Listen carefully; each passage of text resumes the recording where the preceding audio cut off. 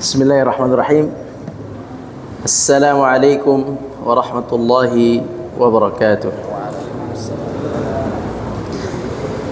Innal hamdalillah nahmaduhu wa nasta'inuhu wa nastaghfiruh wa na'udzu billahi min shururi anfusina ومن سيئات أعمالنا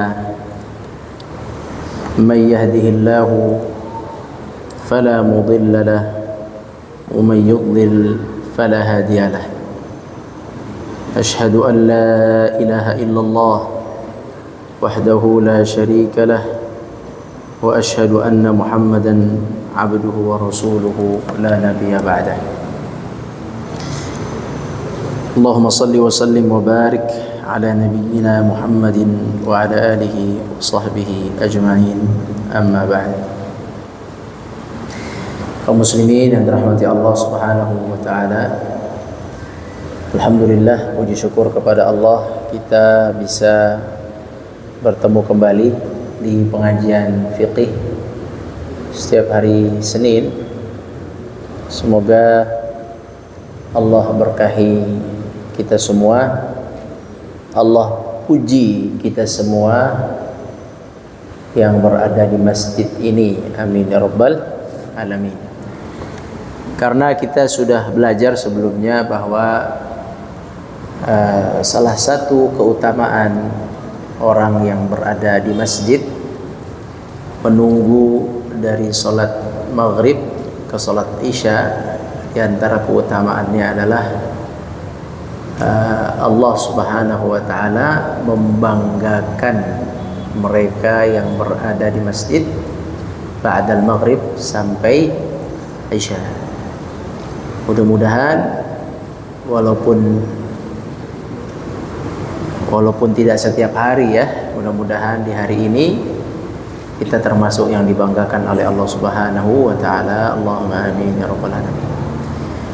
Bapak-bapak, ibu-ibu sekalian yang dirahmati Allah, kita hari ini masih membahas fardu salat. Pertemuan yang lalu kita membahas tentang al-qiyam. Al-qiyam artinya berdiri, yaitu kewajiban seorang yang salat untuk berdiri. Tidak boleh disebabkan tidak bisa ruku' kemudian dia duduk padahal dia bisa berdiri. Tidak boleh juga hanya sebab tidak bisa sujud kemudian dia langsung duduk. Tidak berdiri dulu. Jadi seharusnya dia berdiri dulu, nanti ketika ruku' barulah dia duduk. Ketika sujud barulah dia duduk, karena dia mampu berdiri.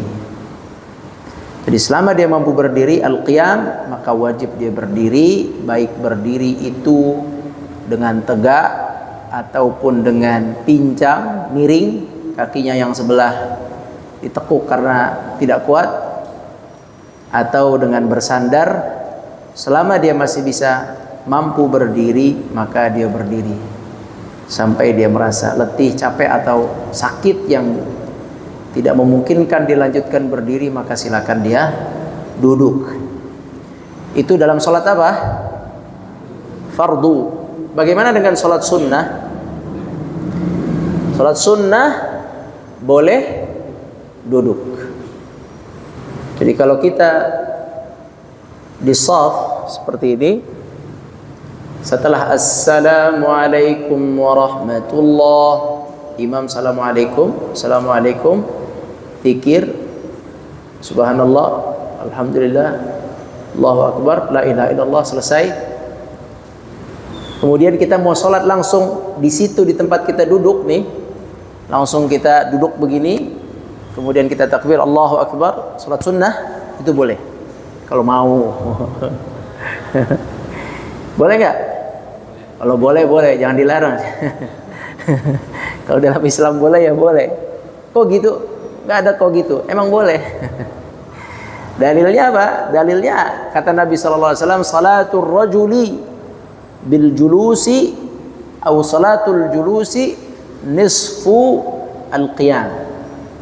Salat duduk itu pahalanya setengah dari salat berdiri. Salat duduk pahalanya berapa?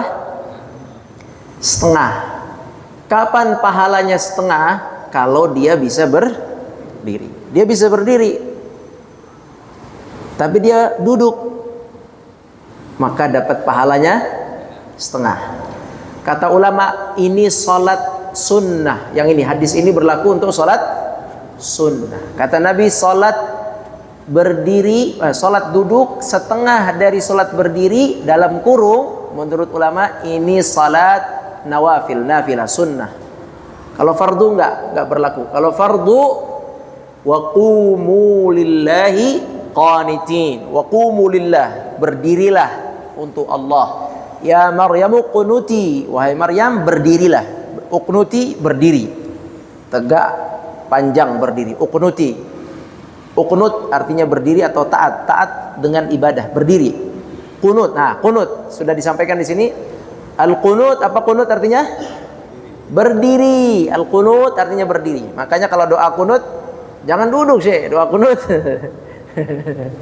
Kalau doa qunut, doa yang dibaca sambil berdiri, qunut. Doa yang dibaca sambil berdiri.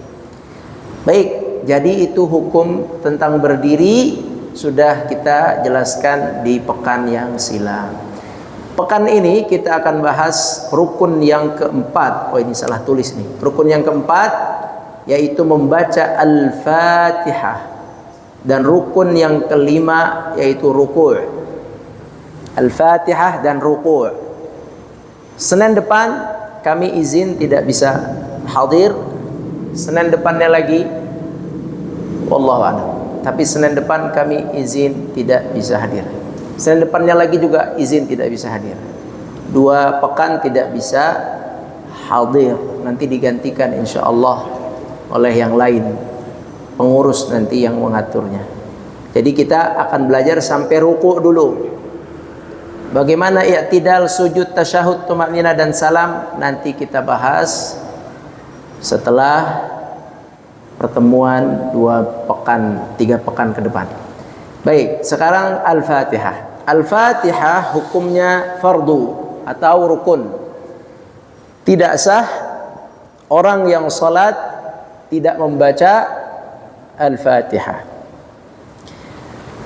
kecuali dia muallaf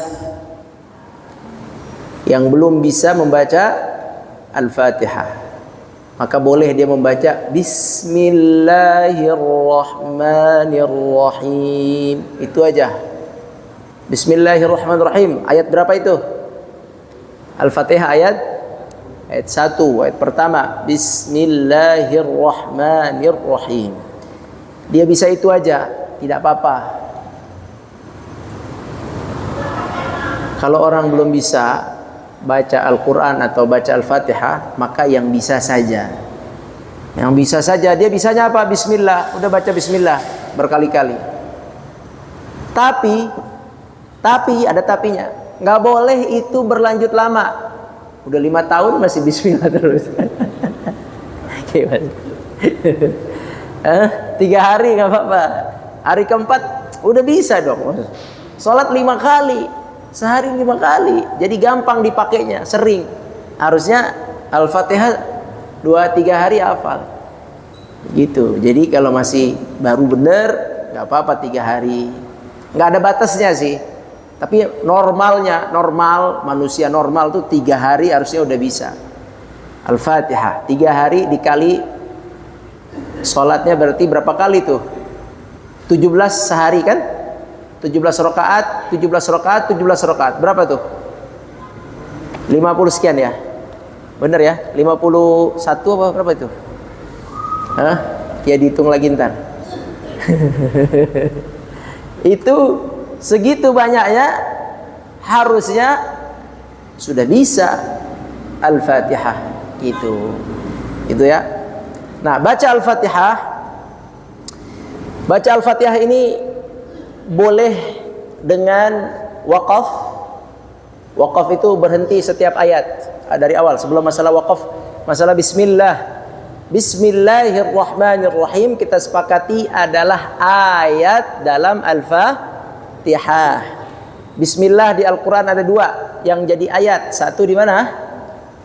Al-Fatihah itu ayat ya, ayat sempurna, satu ayat kamilah.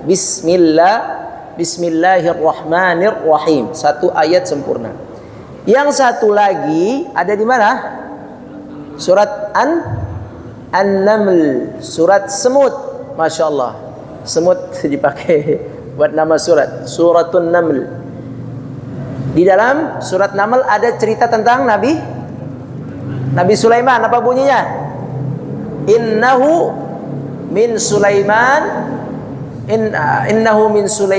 wa innahu bismillahirrahmanirrahim alla ta'lu alayya wa'tuni muslimin.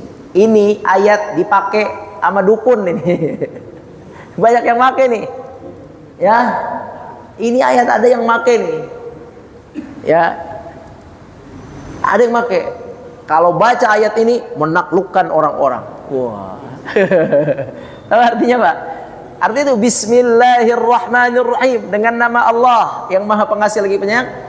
Allah ta'lu alai, jangan kau meninggi di hadapanku. Wa'tuni muslimin, datang menyerah kepadaku. Dipakai buat dukun-dukunan itu. Buat naklukin orang. Itu surat Sulaiman kepada Balqis. Sulaiman nyuruh Balqis, datang sini, serahkan dirimu untuk masuk Islam, bukan untuk dikawinin. Ini dipakai buat pelet ini. Bahaya ini. Bener ini. Ini enggak bercanda, ini bener ayat itu. Jadi itu ayat. Tanya deh coba. Ya, orang yang suka sama ruqyah itu, yang jin-jin itu, enggak semua sih, enggak semua. Tapi ada yang pakai itu. Anda pernah ngimam pakai itu, baca pakai itu. Apa itu ayatnya? Apa? Ulqiya ilayya kitabun karim. Innahu min Sulaiman wa innahu bismillahirrahmanirrahim alla ta'lu alai wa'tuni muslimin. Selesai sholat, ada yang deketin saya, Ustaz, Masya Allah, antum baca ayat mantap itu kan. Ayat apa bilang? Itu bismillahirrahmanirrahim alla ta'lu alai wa'tuni muslimin. Hafal pula dia, Masya Allah. Jadi kaum muslimin, itu bismillahirrahmanirrahim yang kedua di surat An-Naml. Tidak ada khasiat khusus. Jangan dijadiin jampe-jampe ya. Datang kamu kepadaku dengan tunduk, berserah diri. Enggak bisa itu, jangan jadikan jampe-jampe. Baik. Jadi bismillah masuk Al-Fatihah. Nah, sekarang cara bacanya bismillahirrahmanirrahim boleh dengan 2 cara baca. Dengan baca terdengar atau jahar, atau dengan cara yang kedua sir, yaitu tidak terdengar. Boleh, nggak ada masalah di sini, dua-duanya boleh. Bisa difahami? Ya. Jadi tidak apa-apa yang mau jahar terdengar, seperti ustadz kita yang di sini terdengar, imamnya di sini rata-rata tidak apa-apa. Atau tidak terdengar bismillahnya seperti almarhum Ustadz Rizal Lubis rahimahullah, Allahumma ghfir lahu warhamhu wa'afi wa'fu. Beliau juga tidak terdengar bismillahnya, benar gak? Saya jadi makmum kan? Ya. Beliau tidak terdengar. Tapi boleh kalau kita mau memperdengarkan, boleh tidak. Saya kalau ada datang ke sini, ke rumah atau kemana lah teman-teman yang orang Arab, yang guru-guru Quran, teman atau guru kami guru Quran, biasanya kalau saya minta jadi imam, Syekh jadi imam di sini, biasanya beliau nanya, pertanyaannya, ini bismillahnya gimana di kampung ini gitu. Udah tahu, takut diprotes. Ya, kalau di sini kan udah ngerti orang di sini. Takutnya di masjid lain nggak ngerti. Ana pernah jadi imam. Jadi imam bukan di masjid, bukan. Jadi imam di kalau nggak salah stasiun kereta api. Kalau nggak salah stasiun kereta, sholat subuh. Kan stasiun kereta kan campur orangnya. Jadi ada di bandara ya, pokoknya di stasiun ya. Nah, sholatlah di musolanya. Musolanya lumayan besar, ramai. Anda nggak pikir lagi, pokoknya sholat aja waktu itu kebiasaan mungkin. Jadi Bismillahnya nggak dijarkan. Selesai, ada bapak-bapak nih deketin anak. Bismillahirrahmanirrahim. Kata dia, langsung dia tegur. Pakai Bismillah katanya. Padahal dia sholat di belakangan itu. Itu bahaya begitu gitu tuh. Jadi anak kasihan sama dia. Ente sholat dari tadi gerenggel. Jangan sampai kayak gitu. Betul Pak itu. Dia deketin anak. Orang tua ya. Bismillahirrahmanirrahim kencengin. Terus kata beliau dengan suara, pakai Bismillah katanya. Ya udah maaf Pak, kan udah selesai sholatnya. Mau gimana lagi? Jadi ya nggak apa-apalah gitu. Ya nggak apa-apa. Tapi maksudnya kaum muslimin tidak semestinya itu terjadi gitu ya. Tak semestinya itu terjadi. Ya mungkin ana lupa. Ya namanya di tempat umum begitu kan banyak orang ya. Kalau di Pulau Jawa, Anda pasti baca Bismillah. Di kampung Anda baca Bismillah lah. Kampung Sumatera, sesuaikan lah. Ya, jadi itu lupa. Cuman nggak apa-apa, namanya nggak pakai Bismillah itu bukan berarti meninggalkan, Bismillah. Boleh. Itu yang pertama, baca Bismillahnya boleh jahar, boleh sir. Yang kedua, bacanya itu boleh waqaf, boleh wasal. Tidak ada masalah. Boleh waqaf, boleh wasal. Dalam baca Al-Quran itu dua-duanya boleh. Wasal artinya sambung, waqaf artinya berhenti. Ngerti kan ya? Kalau wasal berarti sambung. Bismillahirrahmanirrahim. Alhamdulillahi rabbil alamin. Sambung. Atau Alhamdulillahi rabbil alamin arrahmanir rahim. Itu namanya sambung. Boleh juga namanya waqaf. Waqaf itu berhenti. Seperti yang Ustadz Ali biasanya berhenti satu. Semuanya di sini berhenti kayaknya. Satu berhenti. Boleh juga. Semuanya boleh. Berhenti atau wasal atau waqaf. Tidak ada masalah. Wasal satu napas tidak diajarkan. Itu juga buat dukun juga. Tarik napas, baca Al-Fatihah dalam hati satu nafas. Yup. Wah, itu dukun. Nggak ada ajarannya. Nggak ada ajarannya. Itu mungkin ada ilmu lain lah. Dalam Al-Quran ada namanya waqaf. Fungsi waqaf untuk bernafas. Ada sakta Pak? Tahu sakta? Apa anda? Siapa yang guru tajwid? Sakta apa sakta? Berhenti dengan tanpa nafas. As-sakta berhenti, nggak boleh nafas.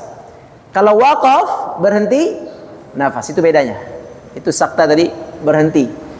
Contohnya kalla bal rana, berhenti tapi nggak boleh nafas. Kalla bal rana itu. Kalau waqaf berhenti nafas, Jadi tidak ada anjuran baca ayat kursi satu nafas. Aduh. Ada memang dalam hadis dari Abu Sa'id Al-Khudri radhiyallahu anhu bercerita tentang fadlul Fatihah, keutamaan surat Al-Fatihah. Ini Al-Fatihah ini sebenarnya harusnya kita bahas keutamaannya. Itu Abu Sa'id Al-Khudri radhiyallahu anhu meriwayatkan hadis tentang keutamaan Al-Fatihah. Di mana Al-Fatihah itu dibacakan oleh beliau kemudian ditiupkan kepada seorang raja yang kakinya disengat kalajengking. Ya pernah dengar ceritanya? Tek disengat, dipanggil kemudian sahabat, ada Abu Sa'id Al-Khudri. Kemungkinan ini kata ulama yang meniup Abu Sa'id Al-Khudri. Maka dibacakan oleh beliau Al-Fatihah, A'udzubillahi minasyaitonirrajim sampai selesai. kemudian ditiup dengan izin Allah, itu sembuh. Dengan izin Allah, langsung. Itu semua dari Allah, karamah. Belum tentu kalau kita baca sekali langsung sembuh. Itu juga kisah langsung sembuh tuh di satu itu, di Abu Sa'id Al-Khudri itu.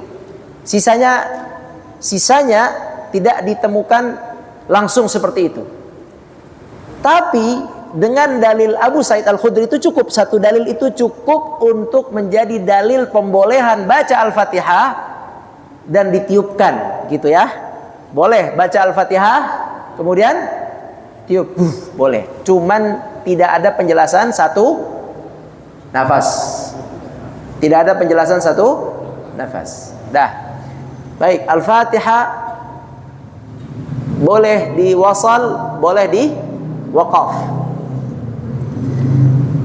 Itu baca Al-Fatihah. Setelah baca Al-Fatihah selesai imam, maka kita membaca apa? Amin. Apa? Amin. Kata Nabi SAW, barang siapa yang mengucapkan amin setelah Al-Fatihah selesai, ghairil maghdubi alaihim waladdallin, amin. Barang siapa yang mengucapkan amin dan aminnya bersamaan dengan aminnya para malaikat, maka sesungguhnya dia diampuni dosanya dengan aminnya itu. Nah, bukan amin calon nomor 1 ya. Ntar diomelin ini. Ini amin, kalimat amin artinya adalah ya Allah kabulkanlah. Masya Allah. Ya Allah kabulkanlah. Ya Allah kabulkanlah. Dibaca kapan? Setelah waladdallin. Yang baca siapa? Makmum dan imam. Imam baca, makmum baca. Pas setelah waladdallin, amin langsung. Bersama imam boleh, sendiri boleh. Makanya imam sebaiknya membaca amin. Jika imam terdengar suara aminnya, boleh diikuti. Jika tidak terdengar, silahkan baca amin sendiri. Kata Nabi, apabila amin yang kita baca pas bertepatan dengan malaikat juga baca amin, maka diampuni dosanya. Apa maksudnya? Maksud dari hadis ini adalah, kata ulama, maksud dari hadis ini adalah bahwa Allah memiliki malaikat yang bertugas untuk mengucapkan amin. Nah, ada malaikat khusus yang diperintahkan oleh Allah khusus menjawab amin dari suratul Fatihah. Kan isinya doa. Ya, doa yang mana doanya? Ya, yang itu. Ihdinas siratal mustaqim. Itu doa di situ. Tunjukkan kami jalan yang lurus, yaitu jalan orang-orang yang Engkau berikan kepada mereka nikmat Islam, orang muslim, para nabi dan para rasul dan para ulama. Tunjukkan kami jalan mereka ya Allah, bukan jalan orang yang Engkau murkai. Siapa yang dimurkai? Yahudi. Yahudi Allah murkai. Bahasa Al-Qur'annya Yahudi itu al-maghdubi alaihim. Jangan jalan maghdubi alaihim, jangan jalan orang yang Engkau murkai, Yahudi. Dan jangan jalan orang yang sesat, ad-dallin. Siapa itu? Nasrani. Yahudi dimurkai sebab dia ada ilmunya, namun angkuh hatinya, menolak, sombong, tidak mau menerima kebenaran. Yahud cerdas tapi tidak menerima kebenaran. Ad-dallin, an-Nasrani. Apa Nasrani? Ilmunya tidak ada, tidak dibahas ilmu dalam beragama. Tidak berilmu dalam beragama. Dia mengikut apa aja adanya. Maka Allah sebut mereka ad-dallin, orang yang beramal tanpa dasar, tanpa ilmu, itu mereka Nasrani. Mohon maaf, ini saya nyampaikan apa yang ada di Al-Quran. Ya, jadi mereka ad-dallin, yang Yahud maghdubi alaihim. Maghdub, murka, Allah marah karena berilmu tidak mengikuti ilmu, justru membolak-balikkan ilmu. Mungkin sampai kepada kita informasi di di mana nih? Di Zionis tuh, Israel itu ada kampus yang didirikan khusus untuk orang Yahudi. Ya, kampus internasional di negara mereka itu. Kampusnya itu bagus, beasiswa. Ada videonya kok tentang kampus itu. Bagus beasiswa. Isinya atau mata kuliahnya adalah belajar pelajaran Islam full, dan itu tertutup, tidak bisa semua orang belajar. Ya, beasiswa full, diutamakan orang Yahudi, yang dipelajari adalah agama Islam, Al-Quran, hadis, sejarah.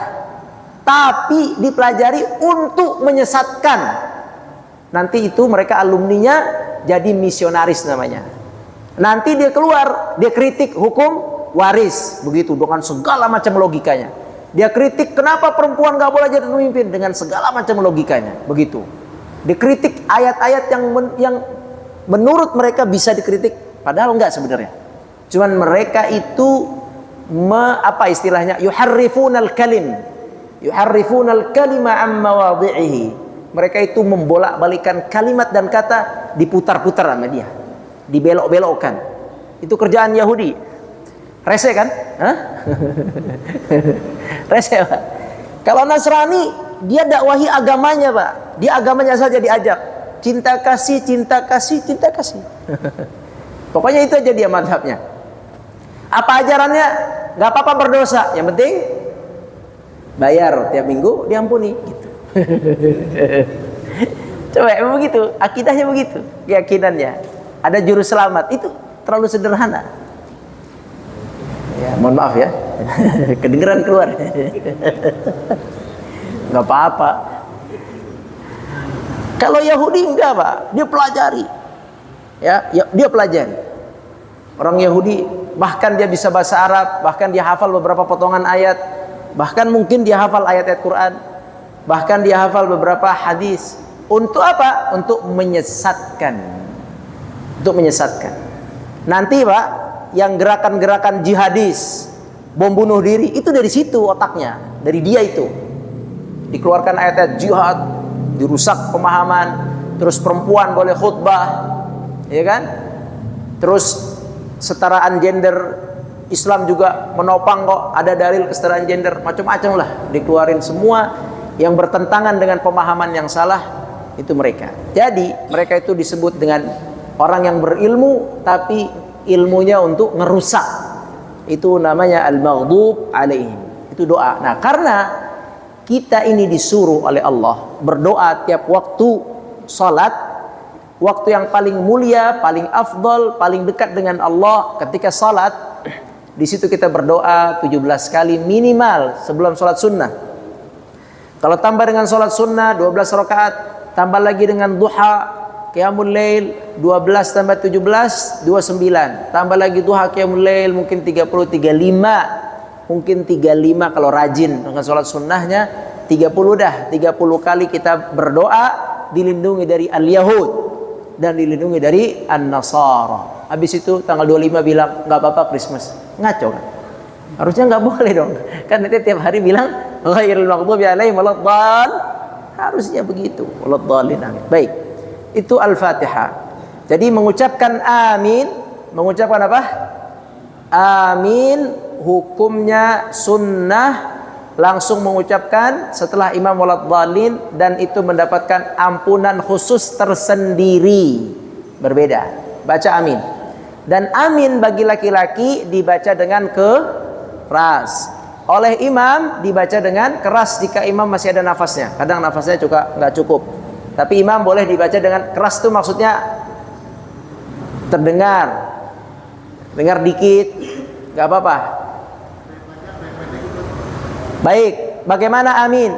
Apakah panjang amin atau amin atau amin gitu ya? Masalah tajwid ya. Yang namanya tajwid hanya berlaku dalam Al-Quran Al-Karim. Sisanya tidak menggunakan tajwid. Mau amin, kita baca amin, nggak apa-apa. Kita baca amin, kita baca amin. tidak ada masalah untuk ketepatan panjang dan pendek selain Al-Quran. Selain Al-Quran, misalnya imam, ini ada salah paham juga Pak. Ini benar juga nih. Saya pernah juga ngimam tarawih di masjid lain, bukan di sini. Mungkin itu bapak-bapak baru belajar tajwid. Allahu Akbar, Allahu Akbar tuh Allah berapa rakaat? Berapa harakat? Allahu berapa? Allah berapa? 2. Nah kata beliau itu nggak boleh tuh imam panjang-panjang dari ruku ke sujud, dari sujud ke ruku, dari apa? Dari berdiri ke sujud atau dari sujud ke berdiri. Allahu Akbar kepanjangan katanya, melebihi 2 harakat gitu. Nah ini nggak ngerti nih, orang belajar tajwid belum selesai begini nih.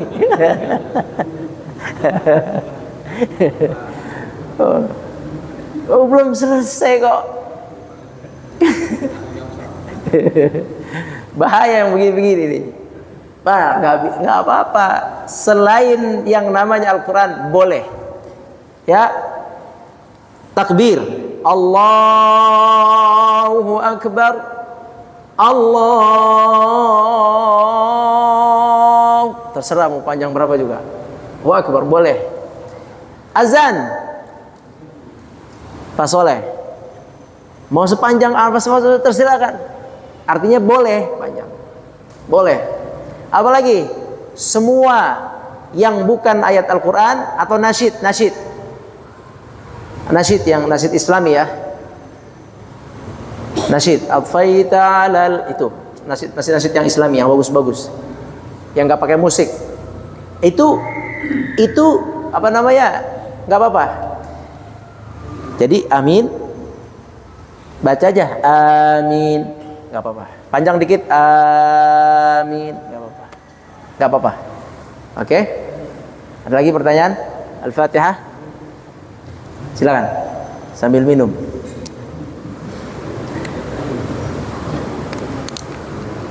Gimana Al-Fatihah?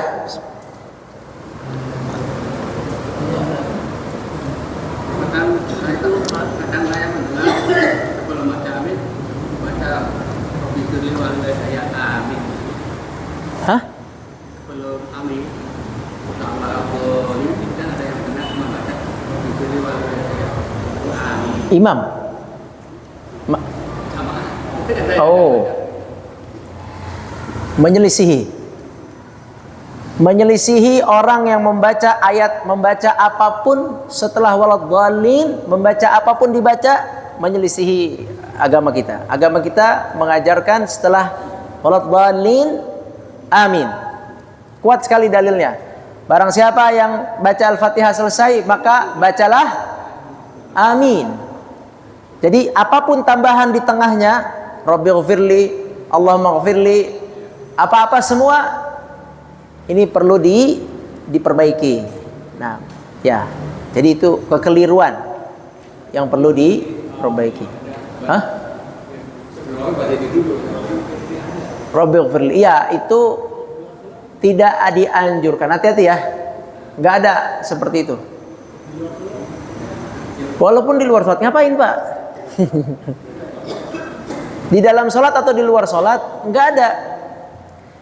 Lihat hadisnya, barang siapa yang aminnya bertepatan dengan malaikah, diampuni. Kalau kita baca yang tadi dulu, maka kita nggak akan bareng dengan malaikat, karena malaikat itu setelah waladhdallin amin. Dalam sebuah hadis kata Nabi SAW, idza qala al-imam waladhdallin faqulu amin. Kata Nabi, kalau kamu mendengar imam membaca waladhdallin faqulu, maka ucapkan amin. Maka semua ucapan sebelum amin, pertama merugikan diri sendiri, akhirnya tidak dapat ampunan. Yang kedua, nggak ada contohnya. Nah, ya, diperbaiki. Kenapa?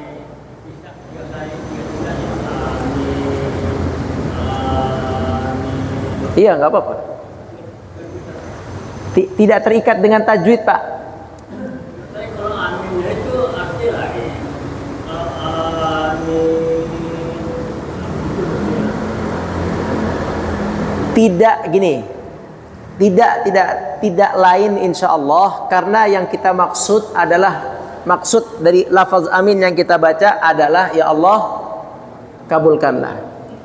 Dan setiap kalimat yang dibaca setelah Al-Fatihah amin maksudnya adalah kabulkanlah. Dan dia intinya saya ingin sampaikan tidak terikat dengan tajwid. Mau dibaca 2 harokat amin, 3 harokat amin, 4 harokat amin, nggak apa-apa, Pak. Nggak, tidak masalah. Dia akan berubah artinya kalau kita tidak panjangkan. Kalau kita bilang amin, amin gitu, a-nya pendek, amin, itu baru berubah makna. Artinya orang yang terpercaya. Kalau pendek, Pak. Tapi kalau panjang 2, 3, 4, 5 nggak ada berubah di situ maknanya. Rata-rata pasti panjang. Jarang yang jawab amin, amin. Jarang, pasti amin, amin. Nah, nggak apa-apa, nggak usah dipersulit, nggak apa-apa. Ya, oke, silakan. Ini ruku jam berapa sih? Oh, masih lama ya. Silakan, ada lagi. Kalau nggak ruku, itu Al-Fatihah. Ada pertanyaan?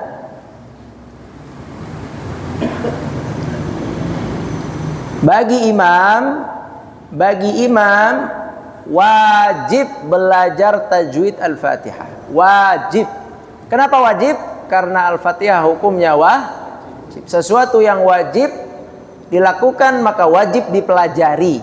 Sekali lagi, sesuatu yang wajib dipakai dalam ibadah, dibaca, dilakukan dalam ibadah, maka wajib hukumnya dipelajari. Maka bagi seorang imam wajib mempelajari Al-Fatihah sampai benar-benar benar, sampai benar-benar dianggap benar oleh orang yang lebih berilmu daripadanya. Kalau kata gurunya sudah Al-Fatihah kamu lulus, boleh baca Al-Fatihah, boleh ngimam, alhamdulillah. Jadi perlu ada Al-Fatihah khusus ya, perlu ada penilaian dari orang yang lebih berilmu dari orang tersebut. Al-Fatihah nggak bisa sembarangan, sebab ini wajib hukumnya. Nggak diterima Al-Fatihah salahnya 5 tahun tadi, nggak diterima. Kalau salah pertama, kedua, ketiga nggak apa-apa. Tapi kalau terus-terusan nggak bisa. Al-Fatihah harus dibaca dengan baik dan benar. Karena itu hukumnya wajib. Bagaimana jika orang lupa Al-Fatihah?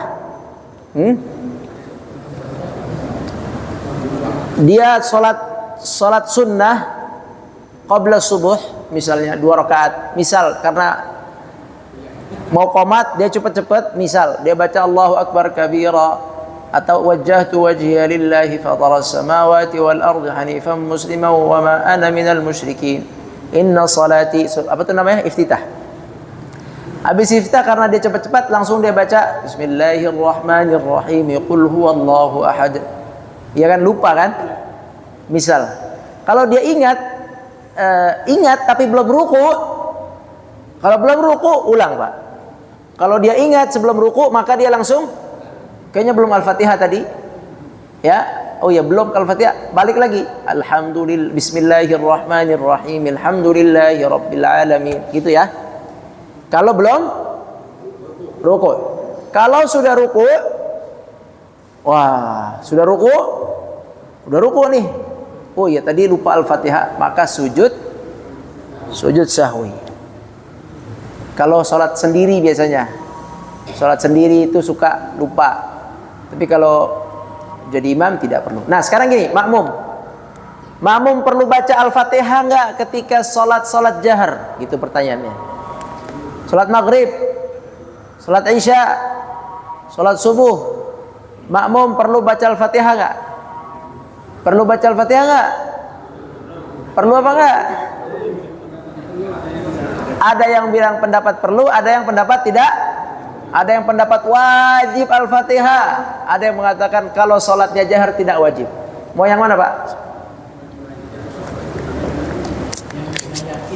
Ya, yang yakin aja Bapak pilih. Dua-duanya boleh kok, tenang aja.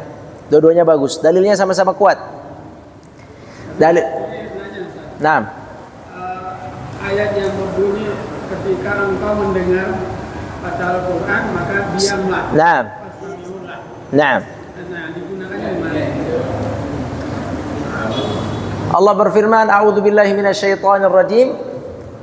Fa-idza quri'al Qur'anu fastami'u lahu wa ansitu la'allakum turhamun." Apabila dibacakan Al-Qur'an, maka dengarkan dan diam. Itu ayat itu turun sebab ketika salat jamaah ada yang berisik di belakang. Imam lagi baca ayat, biasa salat ada ayat yang dibaca, di belakang berisik, ada suara gitu. Kemudian turun ayat itu apabila dibacakan Al-Quran. Yang dimaksud dibacakan Al-Quran dalam salat, tidak boleh berisik. Tapi kalau baca Al-Quran di toa masjid boleh Pak, pasar nggak apa-apa. Ada Quran di masjid nggak boleh berisik, itu nggak apa-apa itu. Kalau suara Quran dari masjid kita nggak boleh ngomong, ya repot hidup ini. Yang kita harus diam adalah ketika dibacanya di dalam sholat, baik yang makmum ataupun yang di belakang, siapapun yang masuk ke area sini nggak boleh berisik. Orang gede, kalau anak kecil beda. Orang gede nggak boleh berisik, karena imam sudah baca Al-Fatihah, baca ayat, tidak boleh berisik. Dengarkan. Adapun MP3 atau audio yang dipasang di rumah orang, kita dengar. Ada pengajian di masjid, keluar suaranya tilawah, itu nggak ada masalah di situ. Yang paling harus wajib didengar adalah yang dibaca oleh imam. Paham ya? Nah, itu ayat itu berlaku untuk bacaan imam. Itulah dalil yang dipakai bahwa makmum jangan baca apa-apa ketika imam baca ayat. Itu dalilnya tuh. Karena emang ayat itu bercerita di mana? Di dalam sholat, dengerin imam baca. Nah, itu pendapat yang mengatakan makmum diam, menikmati bacaan, jangan bengong, jangan menghayal, nikmati. Menikmati yang paling rendah adalah nikmati lantunan suara. Ini kelas paling rendah. Nikmati yang kedua adalah nikmati tajwid, bagus tajwidnya. Nikmati yang ketiga adalah nikmati makna, ini yang paling tinggi. Maknanya nikmah, maknanya yang dibaca, maknanya. Tapi untuk menikmati makna perlu bahasa Arab. Kalau nggak bisa nikmati makna, nikmati tajwid. Tidak bisa tajwid, nikmati suaranya aja yang. Nggak apa-apa. Baik, jadi didengar, disimak dengan baik. Nah, itu pendapat yang mengatakan tidak perlu baca. Ada pendapat kedua yang mengatakan perlu baca Al-Fatihah, mazhab Syafi'i. Dalilnya apa? Dalilnya hadis. La salata, na'am, tidak dianggap sah salat bagi yang tidak membaca Al-Fatihah. Ini dalil bahwa harus dibaca dalam salat surat Al-Fatihah. Yang satu pakai dalil Quran, suruh dengerin imam. Yang satu pakai dalil hadis, gak sah salat tanpa Al-Fatihah. Mau yang mana? Mau yang mana? Mau yang mana? Hah? Dua-duanya boleh, dua-duanya boleh. Bagi yang ingin mendengar imam saja, silakan diam, simak imam. Bagi yang ingin baca Al-Fatihah, kapan baca Al-Fatihah? Setelah imam waladhdallin. Kita tahu itu semua ya. Nggak apa-apa. Ketika imam Al-Fatihah selesai, maka yang wajib didengar selesai. Sisa imam baca ayat. Ayat itu sunnah didengar karena dia mau baca yang wajib, begitu.